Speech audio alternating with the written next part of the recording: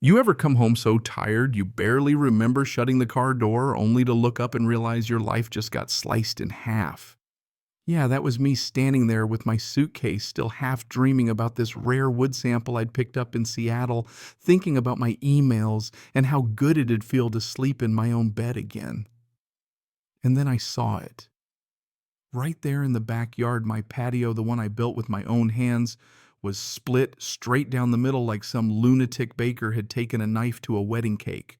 I mean, I literally froze just staring teak boards, benches, even the damn pergola footings, one half standing, the other half collapsed in the grass like a crime scene, and painted in giant red capital letters right across what was left. This patio crossed my line. I have the right. Signed, Karen Willow. I wish I was making that up. I really do. But there it was, precision cuts. Bolts snapped or cleanly unscrewed pieces, scattered like someone had tried to erase a part of my life and leave the trash as a warning. For a second, I honestly thought I'd lost it. Walked closer, blinked, rubbed my eyes. Maybe I was just exhausted from the flight. But no, it was real. My hands started shaking, not from fear, but from this hot, bone-deep rage. Karen. Freaking. Willow. HOA president. Suburban tyrant connoisseur of passive-aggressive notes about my porch lights or my rustic design choices, always talking about community standards like she was running a gated palace. But this was war. First thing I did, pulled out my phone, snapped photos from every angle. Wide shots, close-ups, fingerprints of the sawdust still fresh in the grass. I cataloged every detail, my mind running down the list. Teak salvage from a decommissioned yacht benches I'd spent weeks joining by hand, marine varnish, my own sweat sealed into every board. This was my work, my pride, and she butchered it like some sacrificial offering to the HOA gods. Didn't even hesitate. I called the cops. Told dispatch I had a case of criminal property damage and trespassing. The officer showed up and took one look. Jesus, he muttered. I just nodded, trying to keep my voice from cracking. Came home to this, I said. He squatted down, running his hand over the cuts. Whoever did this knew what they were doing, he said. Professional. Karen Willow left her signature. I pointed at the red paint. His eyebrows shot up. He took notes, asked if I had cameras. I did sort of an old system I hadn't checked in ages, said I'd look. He promised a report, but you know how it goes, don't expect the cavalry. As he walked off, I stood there in the moonlight looking at Karen's place. Dark curtains drawn, not a sign of life. I rang her doorbell anyway. Nothing. Waited. Knocked. Nothing. Then her voice from a second-story window. If you want to talk, do it through your lawyer, Ryan. My jaw just about snapped. Did you cut up my deck? I yelled. I warned the HOA you encroached. You refused to fix it. I acted. You acted illegally, I shouted back. Take it up with the community, she said, like a queen dismissing a servant. Then the window slammed. I stood there a long time. Arms crossed, moonlight spilling over what used to be my sanctuary. I remember crouching down, touching one of the sawed planks, feeling the raw edge. She thought this was over, that I'd sulk, rebuild, forget. I whispered to nobody. You picked the wrong property, Karen. You just made the worst cut of your life. See, building that patio wasn't just about wood and screws. Every board was hand-selected, dried, sanded, and treated by me. Benches with hidden joints, no visible screws. Pergola columns bolted to steel sleeves I sunk in concrete.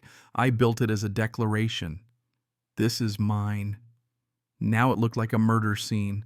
By sunrise, I'd already sent my lawyer Jenna a PDF of 30-plus photos, including one of the red paint bleeding into the wood like a wound. She called, didn't even say hello. She actually wrote her name on it. Big red letters. Like a Banksy, but, dumber. Jenna whistled. That's some deluxe confession material. By noon, I'd hired a surveyor, Jonathan Lee, old school guy, new school laser rig. He set up while sipping gas station coffee, grinning at my Japanese maple. 30 minutes in verdict. Everything's on your land, Ryan. The deck's inside, you're lined by 7 inches. I actually laughed out loud. A raw animal sound. If anything, she's encroaching on you with that hydrangea bed, he added. He offered a drone overlay. Yes, please. While he mapped, I dug up every document, HOA exemption certificate, city planning board approvals, the works. Turns out my property wasn't even under the HOA's thumb. Legally excised. Emails, exemption clause, recorded meeting minutes, all notarized. That afternoon, Karen fired off a neighborhood email, subject unapproved structure finally removed for community safety. She pasted a grainy photo of my wrecked patio, claimed years of complaints, thanked everyone for their patience and solidarity. I sent it to Jenna. Do I scream now or later? She said scream, but save it for the courtroom. Then Facebook lit up Karen posting a manifesto about visual harmony and setback compliance. She used my name like seasoning. Some neighbors parroted her, but others pushed back. Ryan's not even in the HOA, Jeff wrote. He's not. I was at the city meeting, Susan replied. Karen cornered, made up something about visual compliance. Susan fired back. You made that up. At least somebody had a brain. I unplugged. Blood pressure couldn't handle another scroll. Instead, I went back to the wreckage. That's when I noticed the cut marks, pencil lines, ruler notches, blade scratches.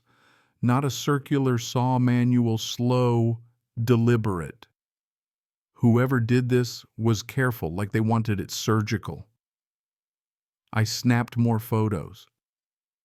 You didn't hire a contractor, I muttered.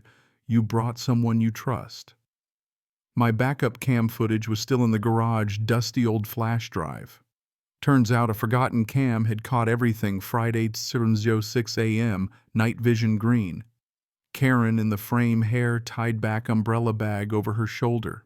Behind her, her nephew Trevor, ex-contractor guy, who once bragged at the HOA BBQ he could demo in silence. The two of them, middle of the night, whispering, arguing. Do it from here, Karen hissed. It'll look like he overbuilt again. Trevor grunted. This is your mess, Karen. I'm not going to jail because you can't file a complaint. He started sawing. She stood watch. Half an hour later, half my patio was gone. She spray-painted her name, admired her work, disappeared into the dark. I backed up the video, encrypted it, drove to the police. Detective Hill watched it 3 times, didn't say a word till the end. Well, that's not just trespassing anymore. Nope, I said, breaking and entering property destruction conspiracy with a signature. He filed it, promised to contact the DA. I called Jenna. You're sure it's her? She asked. I could spot her in a clown suit at 100 yards. All right, she said, $250,000 damages, distress legal fees. You're about to own her patio. She doesn't have a patio. You're about to own the concept of patios. Then knock at the gate. Code compliance county guy says they got an anonymous tip, hazardous material on my property. Karen again, obviously. He searched, calm, just doing his job. Then he pulled a bag of herbicide taped under a bench. This doesn't look like storage. It looks like someone planted it, he said. I nearly laughed.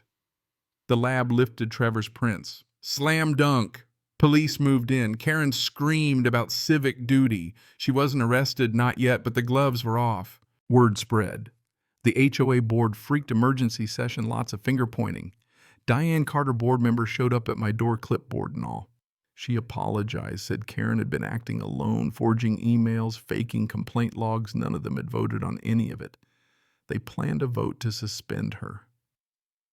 The meeting was packed, more than the chili cook-off that sent 2 folks to the ER last year.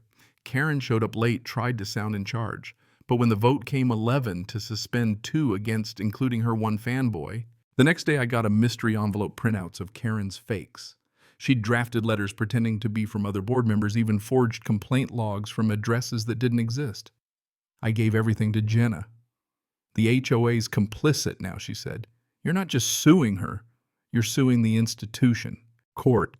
Jenna in a navy suit, me in shoes I hadn't worn since my sister's wedding. Karen looking like she was still running the place. We walked through every detail: property plat, HOA, exemption, city records.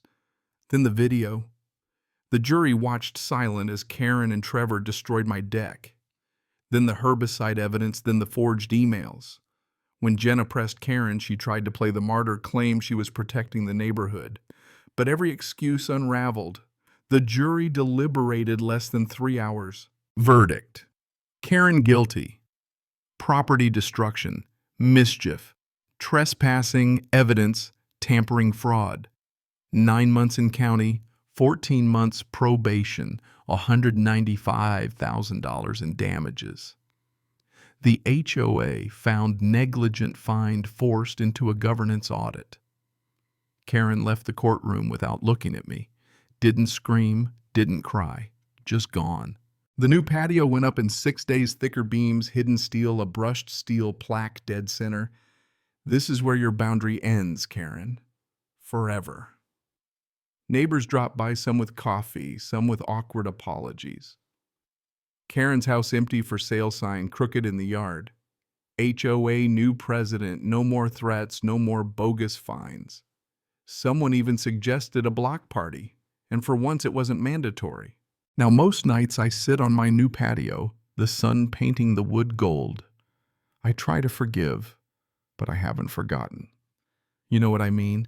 After everything, there's always a line. Some people just need to learn what happens when they cross it. So let me ask you, if your neighbor came after you like that, would you fight back or would you just let it slide? Drop your stories below, because trust me, these boundaries, we all got them. And sometimes you've just got to remind the world exactly where yours are.